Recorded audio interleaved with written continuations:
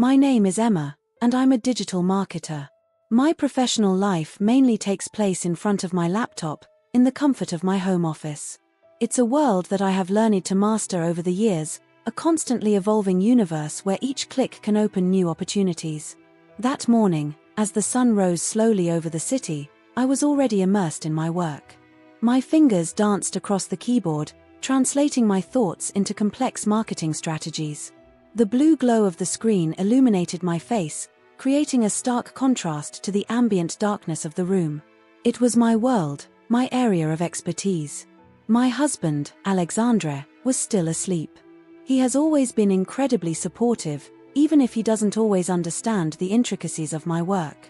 I sometimes heard him muttering in his sleep, probably daydreaming about his own job in the real world, as his mother would say. Ah, Marguerite. My mother-in-law. Just thinking about her made me feel a knot forming in my stomach. Marguerite was, let's say, from another era. For her, real work meant leaving the house each morning, dressed in a suit or business suit, only to return in the evening, exhausted but satisfied with a busy day. My online work didn't fit this traditional view, and she never missed an opportunity to let me know. As if my thoughts had summoned her, I heard the doorbell ring. I glanced at the clock, 9:30. Who could have come at this hour? I stood up, stretching my legs numb from hours of non-stop work, and walked towards the front door. "Hello, Emma," said Marguerite, entering without waiting for my invitation. "I hope I don't disturb you in your activities." I held back a sigh. "Hello, Marguerite. No, you're not disturbing me. I was just working." She glanced disdainfully at my desk. "Ah yes, your work. On the computer." I followed her into the living room, where she made herself comfortable on the couch. I could feel his gaze following me, heavy with disapproval, as I returned to my desk to close my laptop. "Has Alexander gone to work yet?" she asked, emphasizing the word work as if to emphasize the difference between her son and me. "Yes, he left early this morning," I replied, trying to keep my tone neutral. "Ah, that good boy. Always so hardworking. He must be exhausted from providing for this household alone." I felt my blood boiling in my veins, but I forced myself to remain calm. "Marguerite, you know well that I work too. My online work is just as valuable and contributes significantly to our income." She gave a condescending little laugh. "Oh, darling. Playing on the computer all day isn't real work. You should look for a steady job, something that gets you out of the house. It's not good to be cooped up all the time." Daytime. I took a deep breath, trying to contain my frustration. "Marguerite, the world of work has changed. Digital offers many opportunities." "Opportunities?" She interrupted me. "The only opportunity one see is to live off my son. Frankly, Emma, you're like a parasite, living off Alexander's hard-earned money." His words hit me like a slap. A parasite? How dare she? I felt tears welling up in my eyes, but I refused to give him the satisfaction of seeing me cry. "Marguerite," I said in a trembling voice, "I understand that my work may seem strange to you. But I assure you that I contribute as much as Alexandre to our household. Digital marketing is a booming field, and I'm lucky to have found my place there." She shook her head, clearly unconvinced. "If you say so, my darling. But one day, Alexandre will realize that he deserves better than a woman who spends her days at home playing on her computer." The rest of his visit passed in a haze of tension and passive-aggressive remarks. When she finally left, I felt empty, exhausted from the constant effort to defend myself. That night, as Alexandre and I ate dinner, I couldn't help but think of Marguerite's words. Was I really a parasite? Was my work really valuable? "Honey, are you okay?" Alexander asked, pulling me out of my thoughts. I looked up at him, hesitant to share my worries. "Your mother came by today," I finally said. He grimaced. "Oh no. What did she say this time?" I played with my food, pushing the vegetables around on my plate. "She thinks I'm a parasite. That I live off your money while pretending to work." Alexandre put down his fork and took my hand. "Emma, you know that's not true. Your work is important and I'm proud of you." His words warmed my heart, but I couldn't help but doubt. But what if she was right? What if I hid my face? Stop, he said firmly. You're brilliant at what you do. My mother just doesn't understand the modern world. Don't let her make you doubt yourself. I nodded, grateful for his support. But deep down, I knew that Marguerite's words would continue to haunt me. I had to prove to him, to myself, that my work had value. That I was more than just a parasite living off his son. That night, lying in bed, unable to sleep, I made a decision. I was going to redouble my efforts, work even harder, and show Marguerite and the whole world if necessary that digital marketing was a real profession, a profession with a future. I would not let his old-fashioned prejudices define my worth or my success. Tomorrow would be a new day, a new opportunity to prove my worth. And I was ready to take on this challenge, whatever it took. The days passed, and Marguerite's influence on Alexandre began to be felt in subtle but disturbing ways. What began as a few innocuous questions about my work gradually turned into an increasingly pressing interrogation. I could feel Marguerite's hand behind it all, her silent manipulation aimed at sowing doubt in my husband's mind. One evening, while we were having a quiet dinner, Alexandre put down his fork and looked at me thoughtfully. Emma, honey, I've been thinking. How exactly is your work going at the moment? I looked up from my plate, surprised by the suddenness of the question. Well, as usual. I'm working on several digital marketing projects for different clients. Why the question? He shrugged his shoulders, feigning casualness. I was just wondering. You spend so much time in front of your computer. Are you sure it's productive? I felt my heart tighten. I had heard these words so many times from Marguerite's mouth. Hearing them now from Alexandre's mouth felt like a stab. Alexander, I said, trying to keep calm, my job is just as productive as yours. The fact that I work from home doesn't make it any less valuable. He nodded, but I could see the doubt in his eyes. I know. It's just, my mom brought up some interesting points the other day. And there you have it. Daisy. Of course. What points? I asked, dreading the answer. Well, she was wondering if your hobby actually makes any money. You know, enough to justify all the time you spend on it. I felt anger rising within me. A hobby. After all these years, after all the work I had done, did my husband really view my career as just a hobby?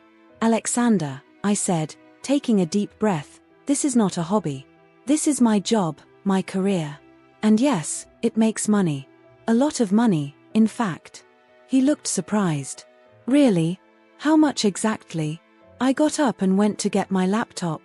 With a few clicks, I opened my bank statements and invoices. Look, I said, showing him the screen. Here's my income from last month. And the month before that. And the month before that. His eyes widened when he saw the numbers. I didn't realize it was that much. That's because you never asked, I replied softly. Alexandre, I understand that my way of working may seem strange to someone who has a more traditional job. But the world is changing. Digital offers enormous opportunities, and I am lucky to take advantage of them. He nodded slowly, taking in the information. I'm sorry, Emma. I shouldn't have doubted you. But despite his apologies, I could sense that something had changed. The seed of doubt planted by Marguerite had begun to germinate, and it would take more than numbers on a screen to uproot it completely. The following days were tense. I felt Alexandre's gaze on me every time I opened my computer. His questions about my work became more frequent, more precise. What are you working on today? How long will this take? When will we see the results? I responded patiently each time, explaining the intricacies of my work, the strategies I implemented, the results I achieved for my clients. But I couldn't help but feel a pang of irritation. Why did I have to constantly justify my worth? Why was my work subjected to such scrutiny while Alexander's was accepted without question? One evening, while I was working late on an important project, Alexandre came into my office. Emma, it's almost midnight, he said disapprovingly. Don't you think it's time to stop? I looked up from my screen, surprised to see that he was right. Time had passed without me realizing it. I'm almost done, I said. I just need to send this report to my client. He sighed. You're spending too much time on this computer. It's not healthy. I felt frustration building inside me. Alexander, it's my job. Sometimes that means working late. You do work overtime at your desk, don't you? It's not the same thing, he replied. My job is, he stopped, but I knew what he was going to say. Real. Important. Legitimate. What is your job, Alexander? I asked, anger surging into my voice. More valuable than mine? More important? He looked uncomfortable. That's not what I meant. So what did you mean? I insisted. He ran a hand through his hair, visibly frustrated. I don't know, Emma. It's just, it all seems so abstract to me. I don't really understand what you do all day. His words were like a cold shower. How did we get here? How could my husband, my partner, the man I loved, have so little understanding and respect for my work? I took a deep breath, trying to calm the storm of emotions raging inside me. Alexander, I said softly, I understand that my work may seem abstract to you. But it is real, and it is important. Not just for me, but for our clients, for our lives together. I stood up and took his hand. What would you say if I showed you exactly what I do? What if I explained to you every step of my process, every strategy one put in place? He hesitated for a moment, then nodded. Okay. Show me. The following days, I spent time explaining my work to Alexandre. I showed him the market analyses I was doing, the content strategies I was developing, the advertising campaigns I was creating. I explained to him how every click, every like, every share helped build our clients' online presence. Little by little, I saw understanding settle into his eyes. He started to ask more relevant questions, to be really interested in what I was doing. One evening, when I showed him the results of a particularly successful campaign, he smiled. It's amazing, Emma, he said. I didn't realize how complex and important your work was. These words warmed my heart, but I couldn't help but feel a pang of sadness. Why did it have to come to this? Why did I have to prove my worth like this? Despite this progress with Alexandre, I knew that the problem was not entirely resolved. Marguerite was still there, her influence hanging over our marriage like a menacing shadow. Every time she came to visit, I could feel her disapproving gaze on me, hear her scathing remarks about my hobby. One Sunday afternoon, while the three of us were having tea, Marguerite threw one of her usual barbs. So, Emma, still playing on your computer? Don't you think it's time to get a real job? I saw Alexandre stiffen, ready to defend me, but I placed a hand on his arm. This was my fight, and it was time I faced it head on. Marguerite, I said calmly, I understand that my job may seem strange to you. But I assure you that it is just as real and important as any other job. In fact, I just got a contract with a major international brand. This is a project that will not only generate substantial income, but also give me significant professional recognition. Marguerite looked surprised, but quickly recovered. Oh, darling. It's probably just a fluke. It won't last. I felt anger rising within me, but I suppressed it. Anger would do no good here. Instead, I smile. It's not luck, Marguerite. It's the result of years of hard work and skill development. The digital world is the future, and I'm lucky to be part of it. I saw a flash of something, perhaps understanding, pass into his eyes. But she just nodded and changed the subject. That night, as I lay in bed, I thought about everything that had happened. I had made progress with Alexandre, it was undeniable. But Marguerite remained an obstacle. And more importantly, I realized that I had spent so much time trying to prove my worth to others that I had almost forgotten to believe in myself. I made a decision that night. I was going to continue to work hard, develop my skills, grow my business. But I wouldn't do it anymore to prove anything to anyone. I would do it for me. Because I loved my work, because I was good at it, and because I believed in the importance of what I did. Marguerite's approval would be nice, but it was not essential. What was essential was my own self-confidence, my own belief in my worth. And no one could take that away from me. As I closed my eyes, ready to fall asleep, I felt lighter than I had in weeks. Tomorrow would be a new day, a new opportunity to shine in my field. And I was ready to grab this opportunity with both hands, no matter what anyone else thought. The days that followed were filled with new energy. I woke up every morning with renewed determination, ready to face the challenges of my career with confidence and passion. Despite Marguerite's persistent doubts and Alexandre's occasional questions, I remained focused on my work and my professional development. Then one morning, while I was checking my emails as usual, I received a message that would change everything. The subject line of the email simply said, "Collaboration proposal, urgent." Intrigued, I opened the message, and what I read took my breath away. A major international brand, recognized throughout the world, offered me the opportunity to collaborate on a major project. They had heard about my work through one of my happy clients and were impressed with my results. The project they offered me was not only financially interesting, but it also promised significant professional recognition. I sat there, staring at my screen, my heart pounding. It was the opportunity one had been waiting for, the chance to prove once and for all the value of my work. But more than that, it was a validation of everything I had worked so hard for. "Alexander," I called, unable to contain my excitement. "Alexandre, come and see." My husband entered the office, looking worried. "What's going on, Emma? Is everything okay?" I jumped up and hugged him.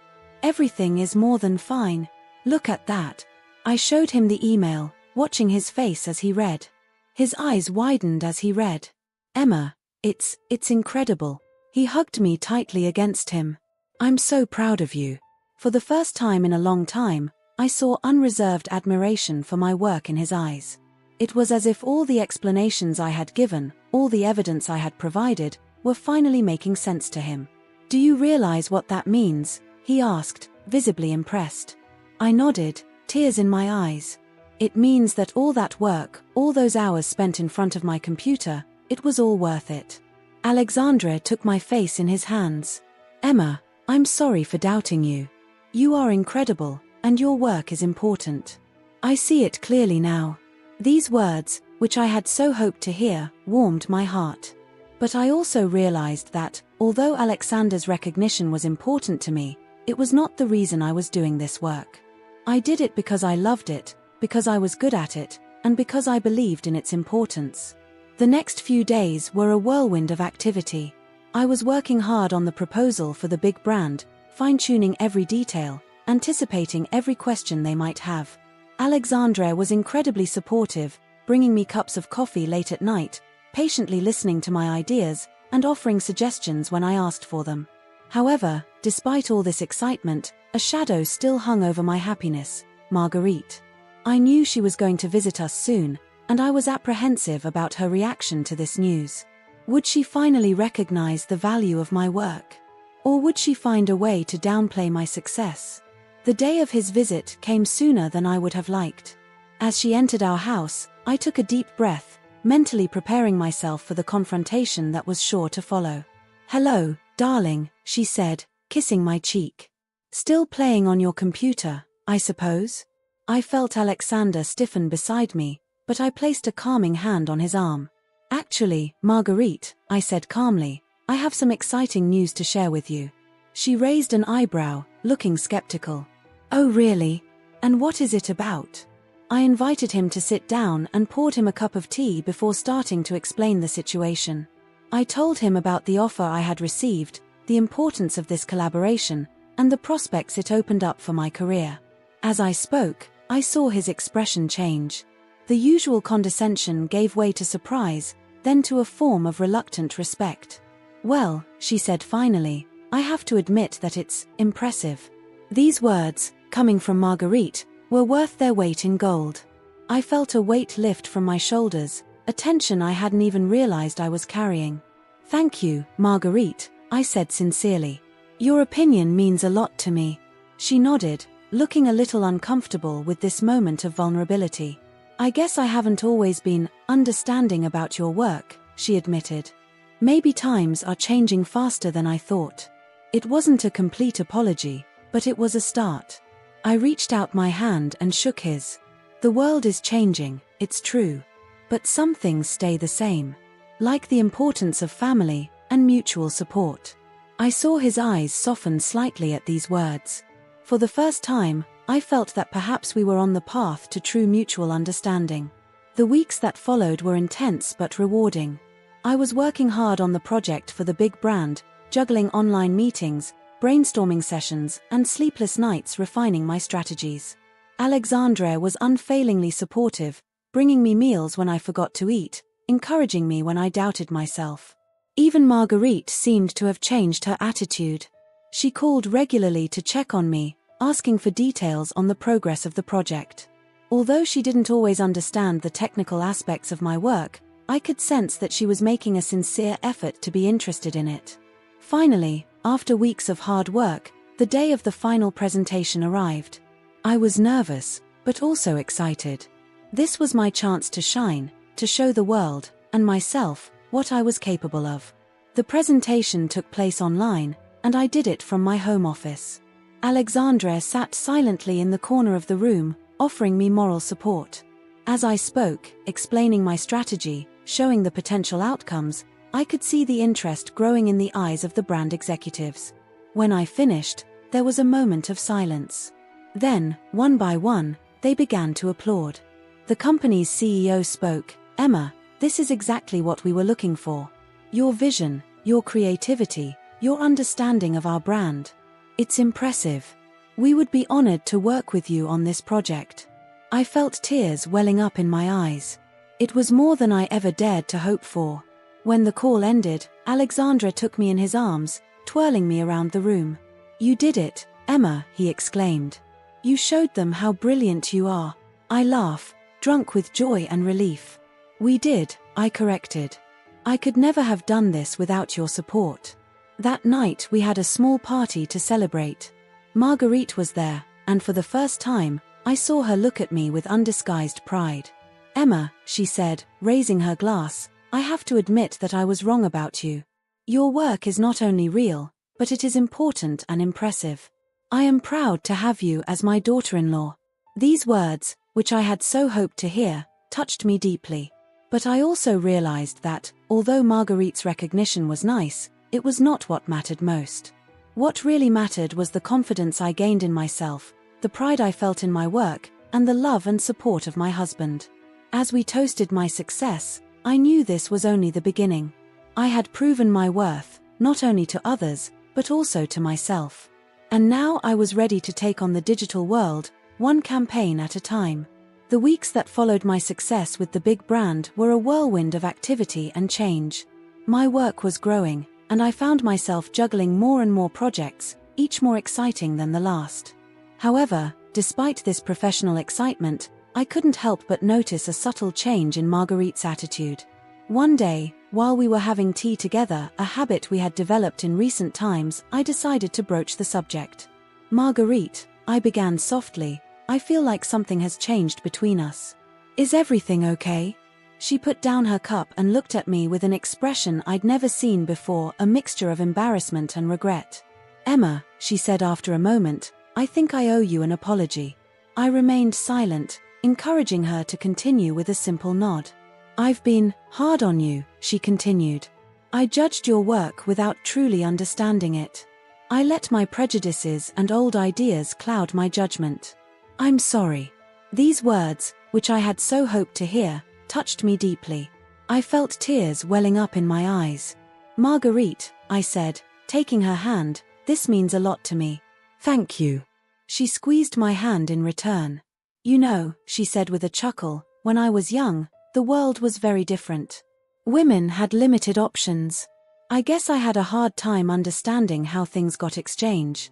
I smiled, suddenly understanding where some of his resistance was coming from. "The world changes quickly," I agreed. "Sometimes it's hard to keep up.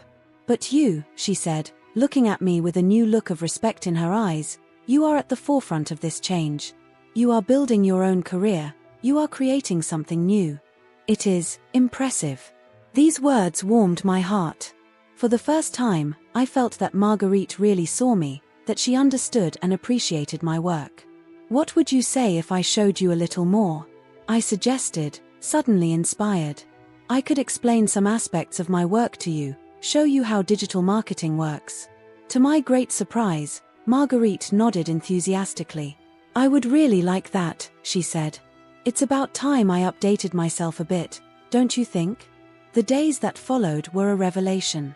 I spent time explaining to Marguerite the basics of digital marketing, showing her how social networks worked, how we analyzed data to create effective campaigns. At first she was perplexed, but little by little I saw understanding settle into her eyes. One day, when I was showing her how we used hashtags to increase the visibility of a campaign, she suddenly exclaimed, "Oh, it's like the classified ads in the newspaper, but much more sophisticated." I laughed, delighted to see that she was making the connection to something she knew. Exactly. It's the same principle, but with a much broader scope and infinite possibilities. As we talked, I realized that Marguerite had a unique perspective to offer. His life experience, his memories of a bygone era, all brought unexpected depth to our conversations about modern marketing. One evening, while we were discussing a campaign I was working on, targeting women over 50, Marguerite had a brilliant idea. "You know," she said, "when I was that age, what I missed most was a feeling of freedom. My whole life had been devoted to my family, to my work. I wish be told it wasn't too late to start something new." This reflection opened my eyes. I immediately incorporated this idea into my campaign, creating messages that spoke of new opportunities, second chances, newfound freedom. The result was extraordinary. The campaign was a resounding success, deeply touching our target audience. Marguerite was in heaven. "You see," she said with a mischievous smile, "even an old lady like me can have good ideas." I hugged her. "You are not old, Marguerite. You are full of wisdom and experience. And that is invaluable in my work." Our relationship continued to blossom as the weeks went by. Marguerite became more and more curious about my work, asking relevant questions, offering unique perspectives. She even started following some of my clients on social media, enthusiastically commenting on their posts. One day, while we were having our usual tea, Marguerite surprised me with an unexpected proposition. "Emma," she said, "what would you say if I helped you with your work?" I looked at her, stunned. Would you like to help me?" She nodded enthusiastically. "I know I don't understand everything about technology, but I think my experience might be helpful. Maybe I could help you understand the perspective of older generations, or find ways to connect the past and present in your campaigns." I was moved by his proposal. Not only had Marguerite completely changed her mind about my work, but she now wanted to contribute to it. It was more than I ever dared to hope for. "Marguerite," I said, taking her hands in mine, "I would love to work with you. You have so much to offer, and I would be honored to benefit from your wisdom and experience." His face lit up with joy. "Really? Oh, Emma, I'm so happy. I promise I'll do my best to help you." From that day on, Marguerite became a sort of informal consultant for my work. She attended some of my meetings, providing unique perspectives that often impressed my clients. His old-school point of view combined with his new understanding of digital created a fascinating synergy that gave a new dimension to my campaigns. One day, while we were working on a project together, Alexandre caught us laughing out loud in front of my computer. "Well," he said, smiling, "who would have thought that I would one day see my mother and my wife working together on a digital marketing campaign?" Marguerite turned towards him with a mischievous smile. "My dear," she said, "it is never too late to learn new things. Your wife has opened my eyes to a fascinating world." I looked at Marguerite with affection. "And you," I said, "have reminded me of the importance of wisdom and experience in this ever-changing world." That evening, as the three of us ate dinner, I realized how much things had changed. What began as a source of tension and conflict had transformed into a beautiful intergenerational collaboration. Marguerite, once so critical of my work, was now one of my strongest supporters. Most importantly, our relationship had deepened in ways I never thought possible. We were no longer just mother-in-law and daughter-in-law, we had become friends, collaborators, partners in this digital adventure. As I watched Marguerite and Alexandre animatedly discuss our latest project, I felt a wave of gratitude wash over me. The road had been long and sometimes difficult, but each obstacle, each challenge had brought us closer. We had not only overcome our differences, but we had transformed them into strength. I raised my glass. To the family, I said, and to the new adventures that await us. Marguerite and Alexandre raised their glasses in turn.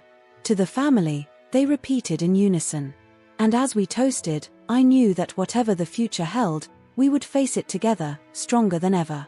The months passed, and our collaboration with Marguerite continued to flourish. What had started as a simple attempt at rapprochement had transformed into a true intergenerational partnership, bringing a new dimension to my work and to our family relationship. One morning, while I was working on a new campaign, my phone rang. It was a call I'd been waiting for weeks, a potential major client that could take my business to new heights. "Hello, Emma," said the voice on the other end of the line.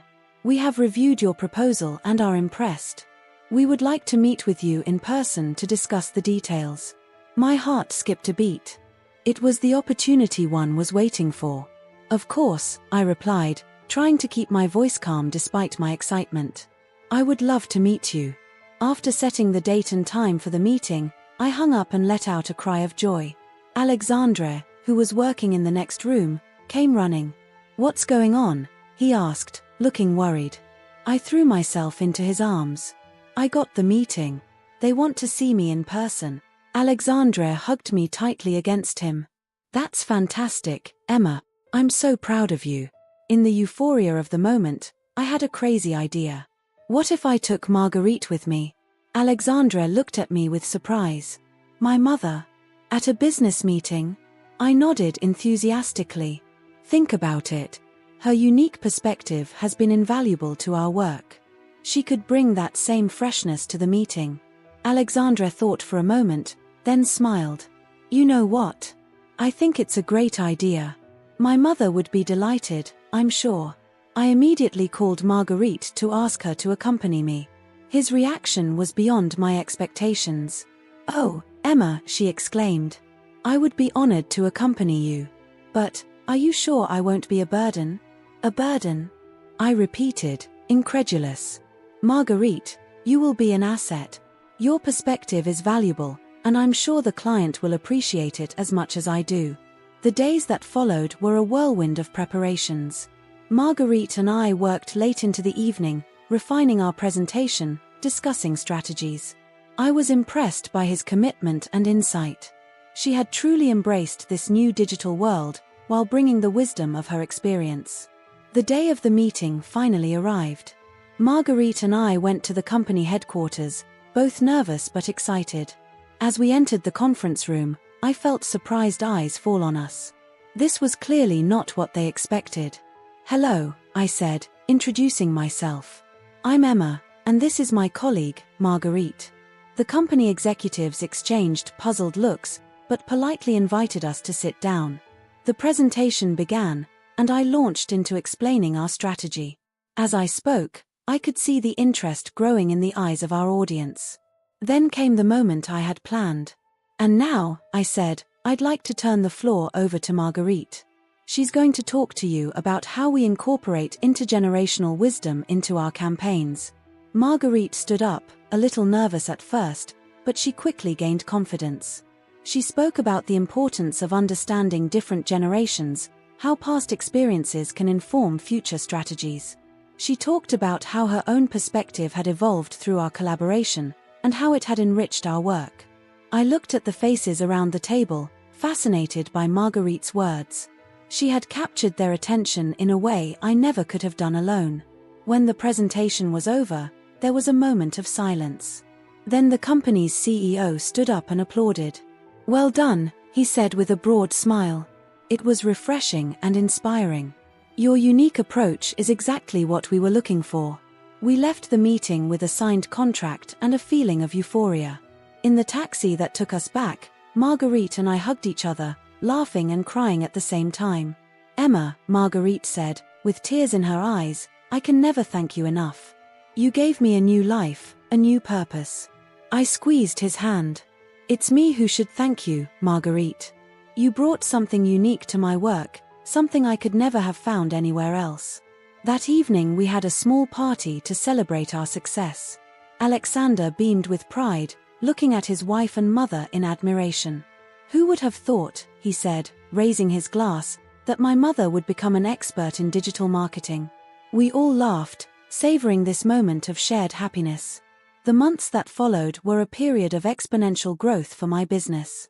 The success of our intergenerational approach spread quickly, and soon we were inundated with requests from clients wanting to benefit from our unique expertise. Marguerite became an integral part of the team, bringing her valuable perspective to each project. She thrived in this new role, her energy and enthusiasm rivaling those of much younger colleagues. One day, while we were working on a particularly complex campaign, Marguerite had a brilliant idea. What if we created a series of videos featuring people from different generations sharing their experiences, she suggested.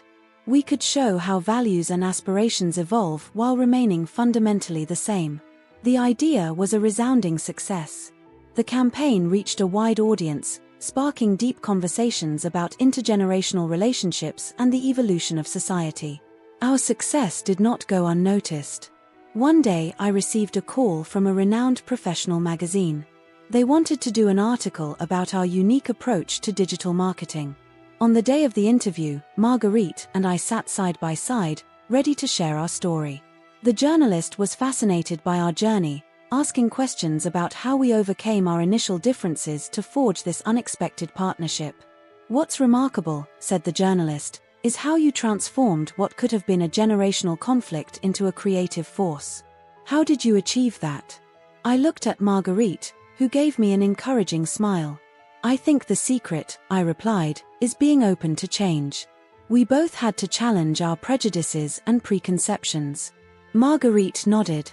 Emma opened my eyes to a world that I didn't understand. And in return, I was able to give her a perspective that only years can give.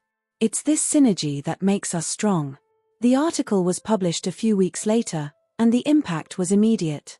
We received messages from people all over the world, inspired by our story. Companies contacted us, eager to learn how they could better integrate different generations into their marketing strategy. One evening, as we celebrated the success of the article over a family dinner, Alexandre raised his glass in a toast. "To Emma and Marguerite," he said, "two extraordinary women who proved that age is just a number and that wisdom can come from all generations." Marguerite and I exchanged a knowing look. Our journey had been long and sometimes difficult, but each obstacle had strengthened our bond and enriched our work. "You know, Emma," Marguerite said, taking my hand, "when you married Alexandre, I thought I would gain a daughter-in-law. I didn't know I would also gain a friend and a partner." Tears came to my eyes. "And I replied, "didn't know that I would gain a mentor and a source of inspiration." As we continued to chat and laugh, I reflected on how far we had come. What began as a generational conflict had transformed into a beautiful story of mutual understanding and shared growth. We had not only built a successful business, but also a strong and fulfilling family relationship. The future looked bright, full of new opportunities and exciting challenges. But whatever the future held, I knew one thing for certain. Together, Marguerite and I were ready to conquer it, one campaign at a time.